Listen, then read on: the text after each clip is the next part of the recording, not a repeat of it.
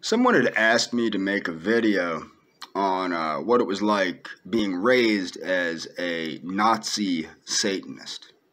Okay?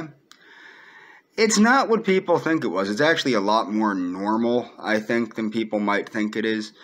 One thing that you have to take into consideration is National Socialism, American National Socialism, and Satanism are two separate things. So it's not a monolithic thing.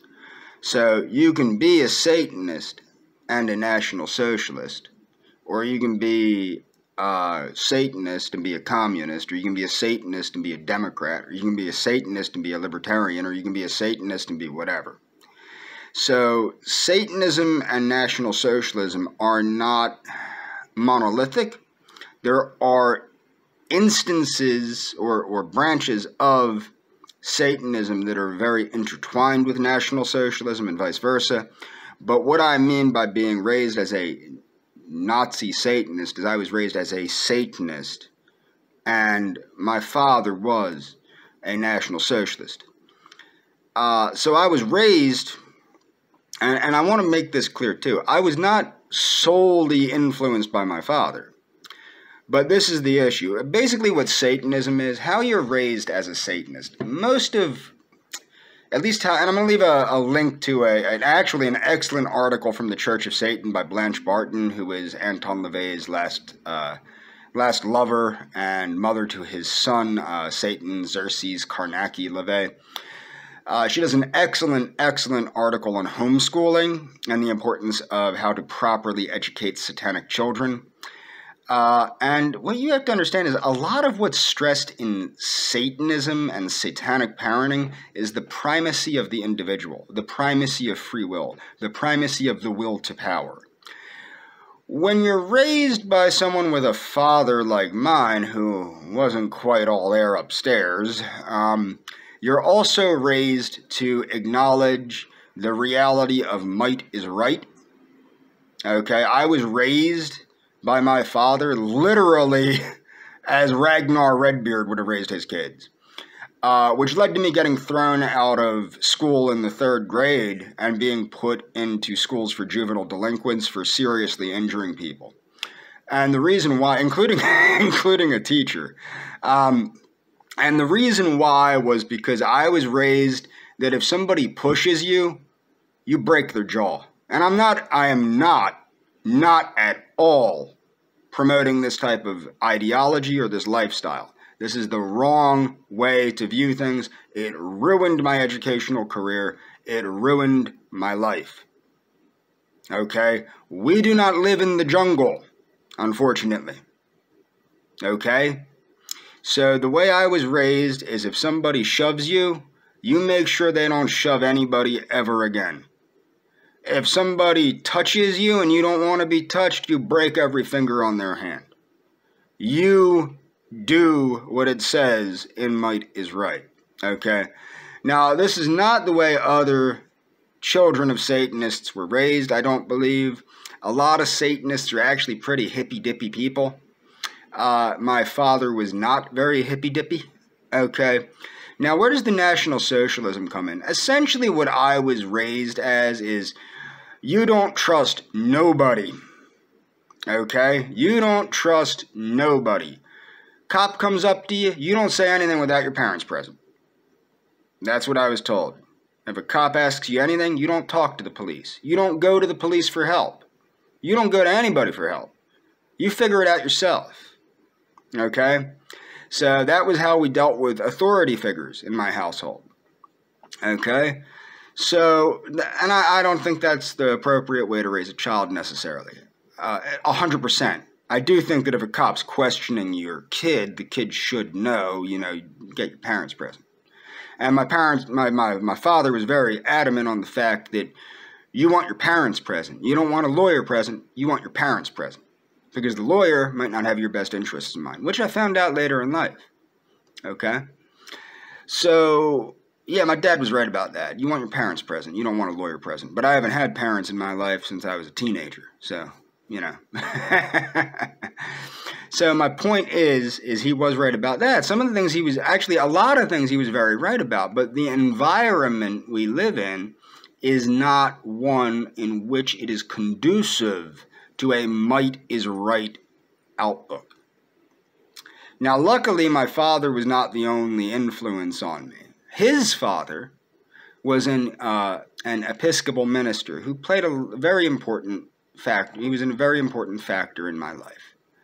Okay, prior to him being an Episcopal minister, he was a Mormon.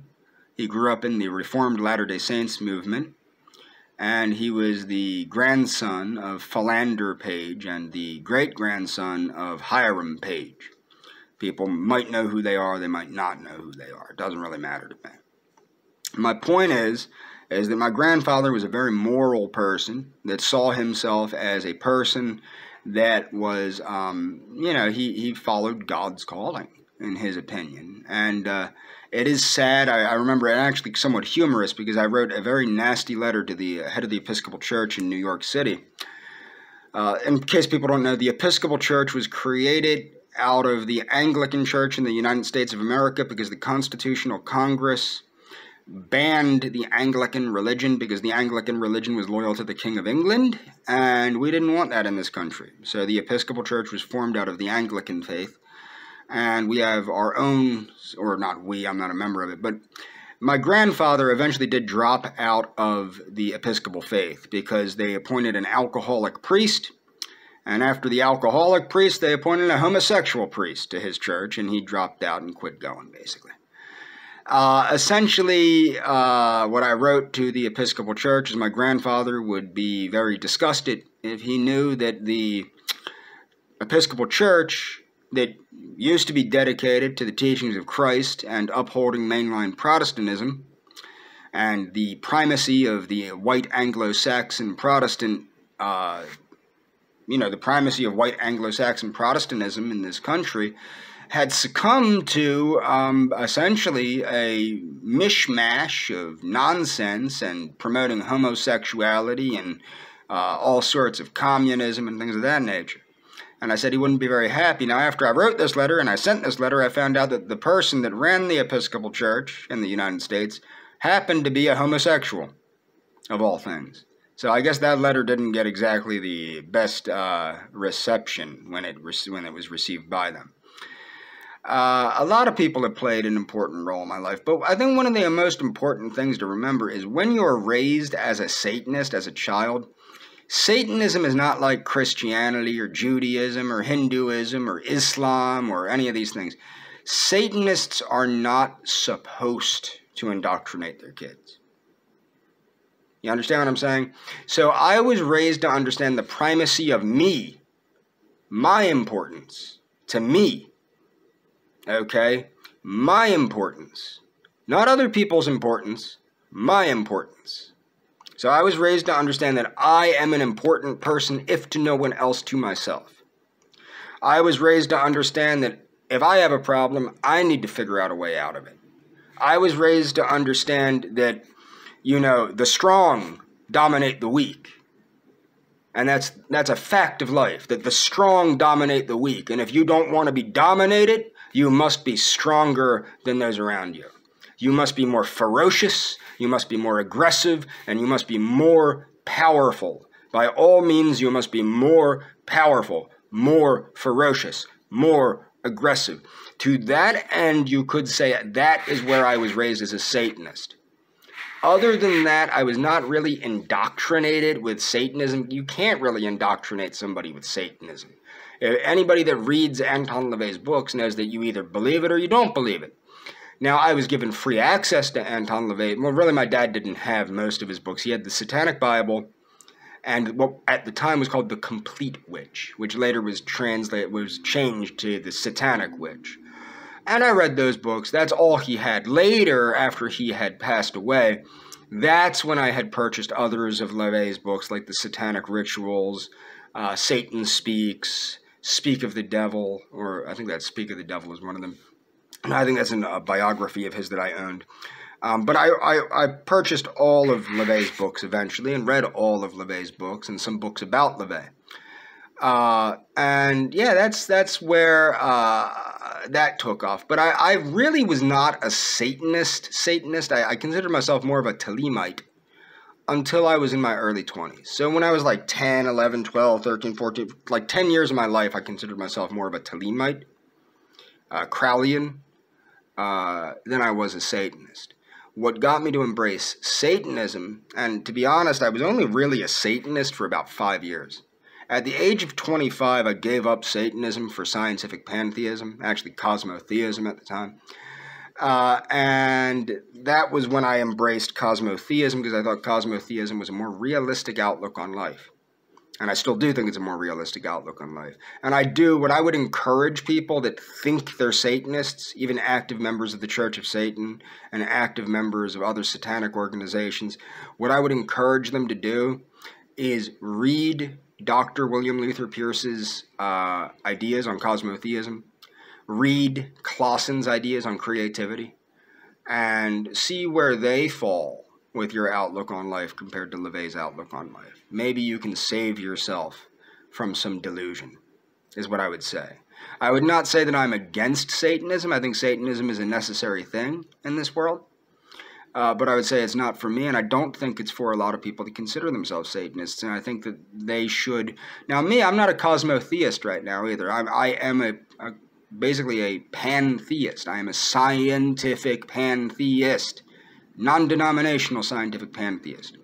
I have very strongly considered writing down my own religion and showing people what my religion would look like, and what it would look like to follow my religion, but in the same sense, I don't really see my religion, my personal religion, applying to anybody but me.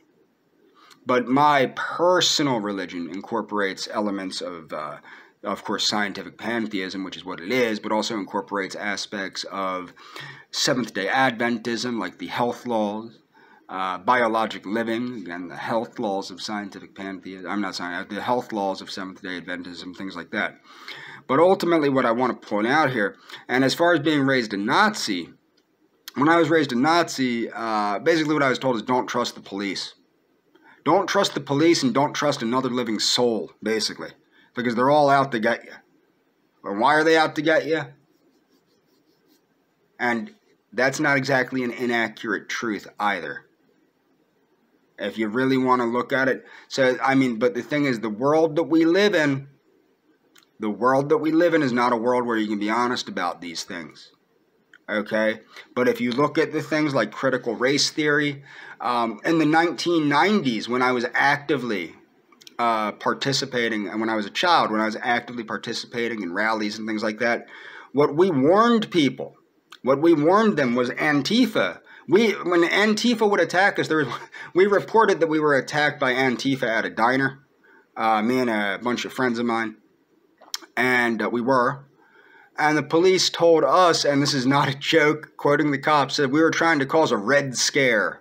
A red scare, trying to make people afraid of a pretend imaginary communist threat that didn't exist. Well, it existed, and it exists right now, doesn't it? Doesn't it?